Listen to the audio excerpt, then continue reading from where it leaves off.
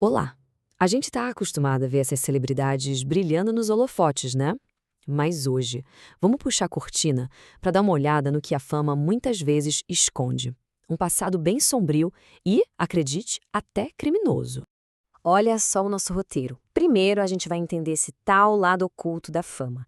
Depois, mergulhamos de cabeça em casos de drogas e escândalos. Em seguida, o assunto fica mais pesado, com crimes de violência, e a gente termina com aquela pergunta que não quer calar: dá para separar a arte do artista? Então, vamos lá. É curioso como quando alguém fica muito famoso, parece que a vida da pessoa começa ali, naquele momento. Mas a verdade é que o passado sempre dá um jeito de bater na porta. Isso nos leva a essa questão aqui. Será que a fama tem esse poder todo de apagar os erros? Ou será que ela só joga um tapete bem grande por cima da sujeira? É uma boa pergunta para a gente manter em mente enquanto avançamos. Ok, agora a gente entra na primeira parte da nossa lista. Vamos falar sobre drogas, escândalos, sabe aquela face meio sombria do sucesso que muitas vezes aparece junto com os excessos da vida de celebridade? E para começar, Hugh Grant. Todo mundo conhece ele, né? O eterno galã britânico super charmoso das comédias românticas. Pois é, essa imagem de bom moço sofreu um baque gigantesco lá em 1995, quando ele foi preso em Los Angeles numa situação, digamos, bem constrangedora. E claro, a coisa não ficou barata. Ele levou uma multa, pegou 2 anos de liberdade condicional e, o principal, virou um escândalo mundial. Foi um jeito bem duro de descobrir que esse tipo de coisa em público é crime sério nos Estados Unidos. Agora, vamos para um verdadeiro herói. Pelo menos nas telas. Robert Downey Jr., o nosso Homem de Ferro. É difícil até imaginar o universo da Marvel sem ele, mas a caminhada dele até chegar aí, nossa, foi uma luta pesadíssima contra o vício, com várias prisões por posse de drogas, principalmente cocaína. E olha só esse número, 5 anos. Não foram uns 5 meses, não. Foram 5 anos de reabilitação intensiva para ele conseguir finalmente se livrar do vício que dominou a vida dele por tanto tempo. É uma jornada em tanto. E o mais triste é que essa história não parou nele. O vício, infelizmente, deixou uma herança bem pesada na família.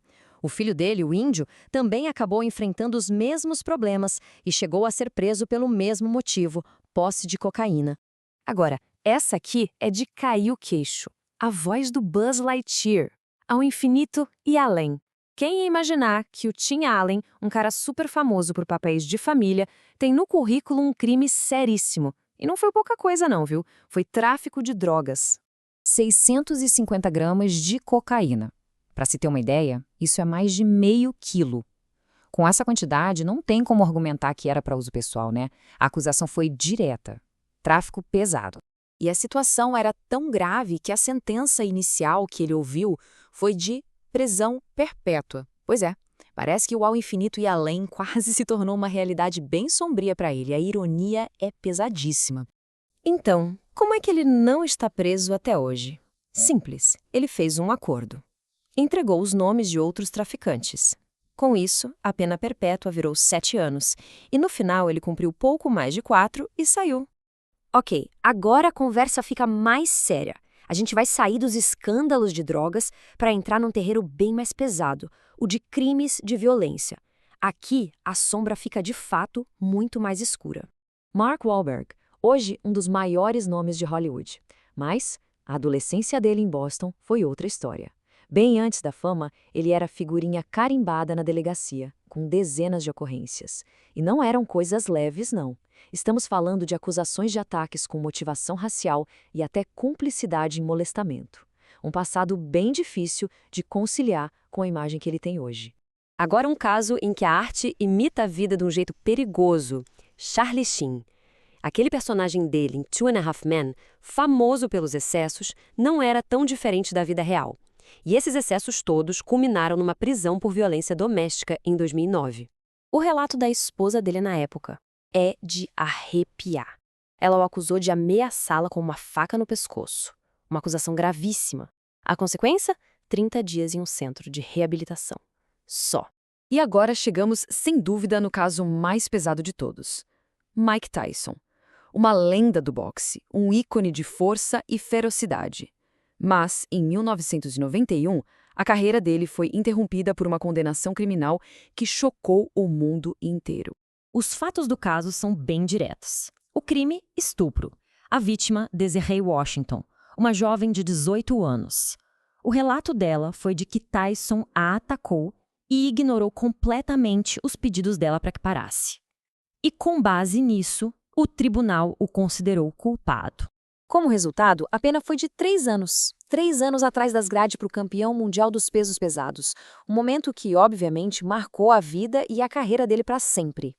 Ufa, depois de eu passar por todos esses casos que vão de escândalos a crimes terríveis, a gente chega num ponto mais reflexivo.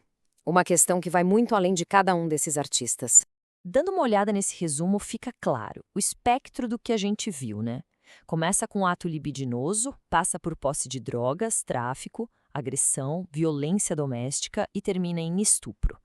As consequências variaram muito, mas a mancha na biografia de cada um, essa fica. E tudo isso nos leva a esta grande questão. É possível separar a obra que a gente admira da pessoa que a criou? Dá para assistir ao filme e ouvir a música sem pensar no que o artista fez? Sinceramente, não tem resposta fácil para isso. É um dilema que mexe com a forma como a gente consome arte. No fim das contas, o que fica é a certeza de que a linha que separa o ídolo que a gente vê na tela do indivíduo de carne e osso, essa linha é muito mais borrada do que a gente imagina. E isso muda um pouco a forma como olhamos para a fama, não é mesmo?